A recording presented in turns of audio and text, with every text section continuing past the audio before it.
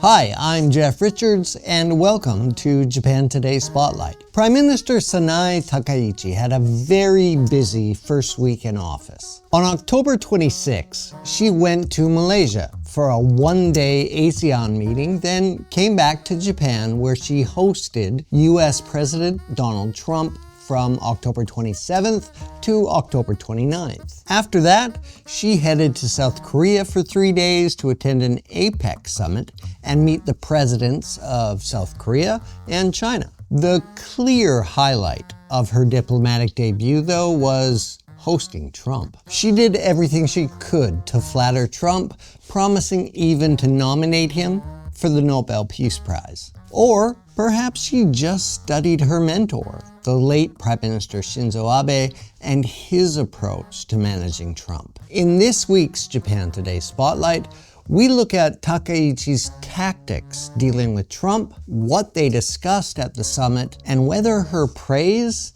maybe went a little too far or delivered a diplomatic win. Trump started his charm offensive even before arriving in Japan. A photo of baseball caps with gold text reading "Japan is back" embroidered on the front and apparently signed by Trump and Takaichi was posted on the White House website. The phrase, which Takaichi repeated during her campaign for the Liberal Democratic Party presidency, mirrors "America is back," the slogan Trump used when inaugurated in January. On Air Force One, Trump was full of praise for Takaichi. He called her a highly respected person of great wisdom and strength. He told reporters he was sure that she would be a great prime minister because his friend Shinzo Abe, as Trump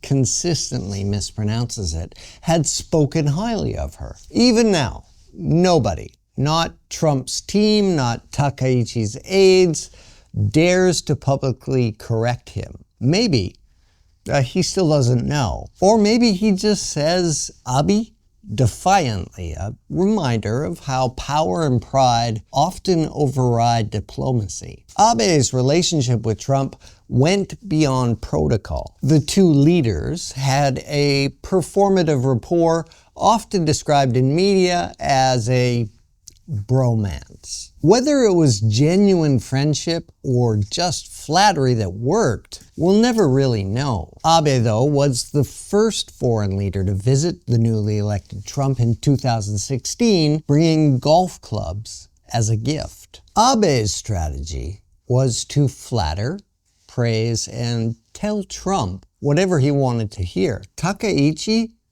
did just that. She appeared to establish a solid bond with Trump, which is something that her predecessor, Shigeru Ishiba, was unable to do. After arriving in Tokyo on the night of October 27th, Trump met Emperor Naruhito for 30 minutes at the Imperial Palace, where he talked about his peacemaking efforts and baseball. The next morning, the summit began. Outside Akasaka Palace, where talks were held, a Ford F-150 pickup truck and two others were parked prominently. This was Takaichi's way of signaling Japan was willing to buy more U.S. cars, an issue long sensitive for Trump. Japan hasn't said how many pickups it will buy, but most analysts say they're too big for Japanese roads and they will likely end up as snowplows. Takaichi and Trump also watched the start of the World Series game between the Los Angeles Dodgers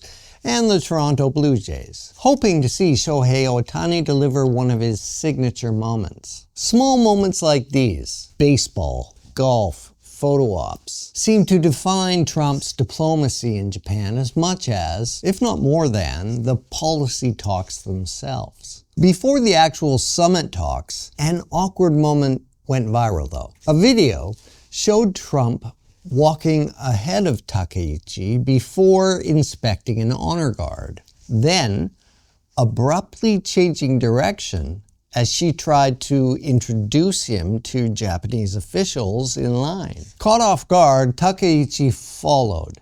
Some said she seemed unsure of protocol. U.S. media framed Trump as momentarily clueless. At the start of their summit talks, Takaichi thanked Trump for his friendship with Abe and for hosting his widow, Akie Abe, at Mar-a-Lago shortly after Trump's election victory last year. Takaichi's interpreter was Sanae Takaichi, the same interpreter Abe used, whom Trump once jokingly called Junior Prime Minister. Among the gifts Trump received from Takaichi was a putter used by Abe, a gold leaf ball, and a bag signed by Japanese pro Hideki Matsuyama. Just one of many nods to Trump's bond with Abe during his first term. After the talks, Takaichi took Trump by the arm and guided him down the stairs for lunch. They were served risotto made with U.S.-grown rice, American beef, and vegetables from Nara Prefecture, Takaichi's home region. It was the kind of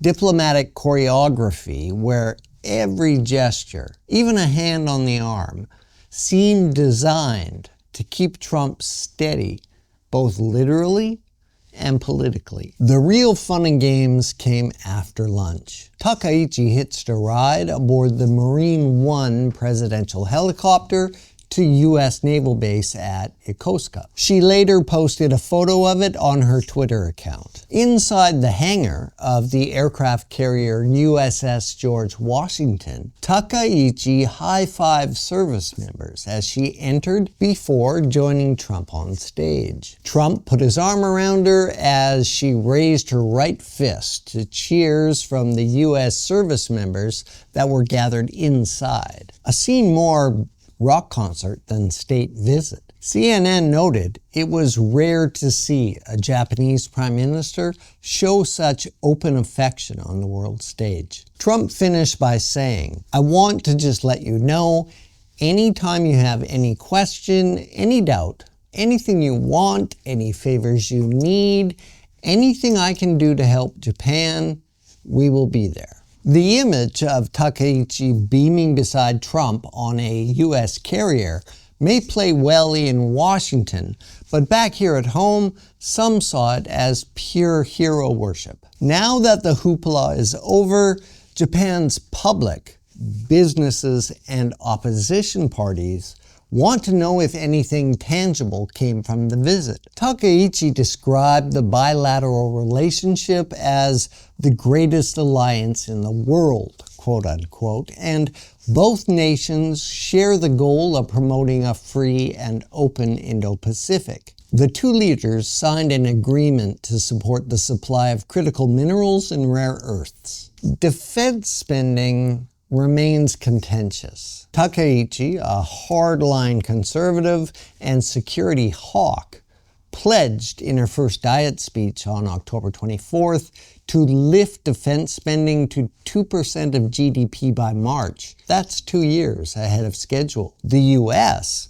wants Japan to spend more, but no specific figure was mentioned. A bilateral trade deal struck in July includes Japan investing $550 billion, about 82 trillion yen, in key U.S. industries such as semiconductors, critical minerals, and shipbuilding, along with increased imports of U.S. agricultural and other goods. Partly because of that deal, Trump lowered U.S. tariffs on Japanese goods, cutting the rate on automobiles to 15% from 27.5%. In an August interview with CNBC, Trump said it was our money to invest as we like. Takaichi now faces pressure from opposition parties and business groups to secure an equal say in where those investments go. She presented Trump with a map